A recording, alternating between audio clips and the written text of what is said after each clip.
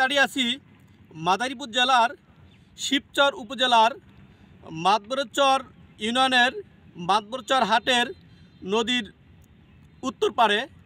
আপনারা দেখতে পাচ্ছেন আমার পিছনেই গত রাত 12টা থেকে এই পদ্মা সেতুর কাজে যে ড্রেজিংয়ের যে ব্যবস্থা ছিল তার যে স্টক করা রাখা যেই পাইপগুলো গত রাত 12টা থেকে এখনও কিন্তু জ্বলতেছে। আপনারা দেখেন যেই পাইপগুলো এখানে জ্বলতেছে রাত 12টা থেকে অদ্যাবধি, এগুলো কিন্তু আমরা জানতে পেরেছি এখানে যে দায়িত্বরত ইঞ্জিনিয়ার মুন্না শিকদারের কাছ থেকে আমরা জানার চেষ্টা করেছি আসলে এখানে কি হয়েছে।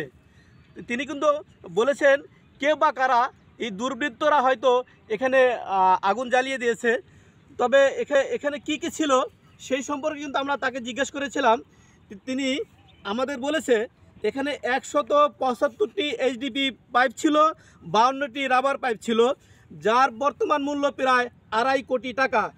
এই প্রতিষ্ঠানটির মালিক হলো তিনি জানিয়েছেন আমাদেরকে সাবেক সেনা কর্মকর্তা কাজী শাহেদ আহমেদ। আমরা যদি আপনাদেরকে ড্রেজারগুলো নদীর ভিতরে দেখাতে চাই, দেখেন এই এখানে বেশ কয়েকটা ড্রেজার কিন্তু আছে নদীতে, এবং এই যেই পাইপগুলো আমরা নদীতে দেখতে পাচ্ছি এগুলি কিন্তু এখানে স্টক করে রাখা ছিল। তবে এই বিষয়ে ইঞ্জিনিয়ার দায়িত্বরত মুন্না শিকদার কিন্তু বলেছেন যে এই বিষয়ে স্থানীয় শিবচর উপজেলা থানায় একটি অভিযোগ দায়ের করা হয়েছে। যে এই ঘটনার সাথে কারা জড়িত সেই বিষয়ে কিন্তু তিনি একটি অভিযোগও দায়ের করেছে, এমনটি কিন্তু আমাদেরকে তিনি জানিয়েছেন।